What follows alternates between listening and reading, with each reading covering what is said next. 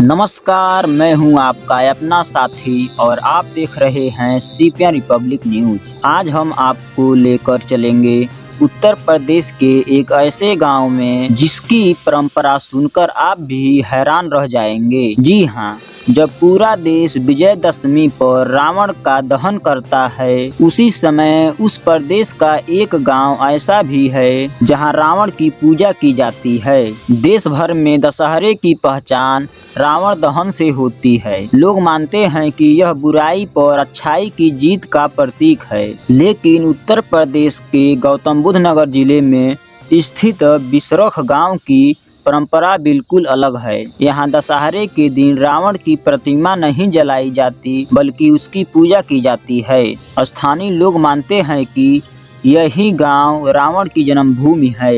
गांव का नाम बिसरख दरअसल ऋषि विश्रवा से जुड़ा हुआ माना जाता है, जो रावण के पिता थे। यही कारण है कि यहाँ के लोग अपने गांव को रावण की जन्मस्थली कहते हैं। यहाँ के बुजुर्ग बताते हैं कि रावण कोई साधारण व्यक्ति नहीं था। वह एक महान ब्राह्मण और विद्वान था। वह शिव का परम भक्त था और संगीत, शस्त्र तथा वेदों का जानकार था। इसीलिए गांव वाले मानते हैं कि उसका अपमान करना उचित नहीं है। इसी वजह से दशहरे पर यहाँ लोग रावण की पूजा करते हैं, उसके नाम से हवन करते हैं और मंदिर में दीप जलाते हैं।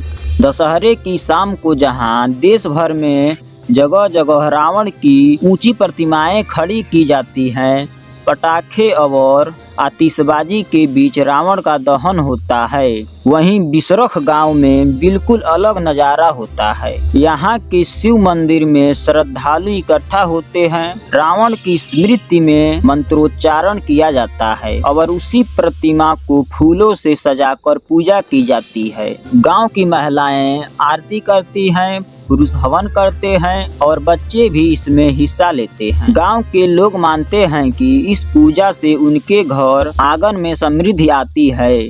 स्वाभाविक है कि यह परंपरा विवाद का कारण भी बनती है। जहां पूरा देश रावण को बुराई का प्रतीक मानकर उसे जलाता है, तो इस गांव की अलग परंपरा लोगों को चौंका देती है। कई लोग कहते हैं कि रावण को पूजना उचित नहीं है, क्योंकि उसने माता सीता का हरण किया था और उसके अहंकार की वजह से लंका का विनाश हुआ। लेकिन बिसरख गांव के लोग कहते हैं कि रावण को केवल खलनायक मान लेना उसकी विद्वता और तपस्या का अपमान है। उनका कहना है कि रावण जितना महान विद्वान था, उतना ज्ञान शायद किसी और के पास नहीं था।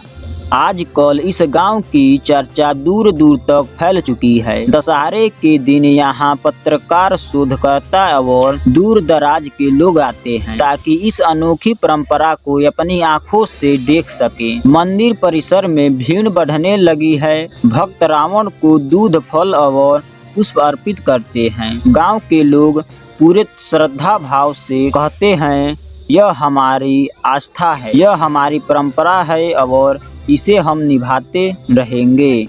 यह परंपरा हमें यह संदेश देती है कि भारत विविधताओं का देश है।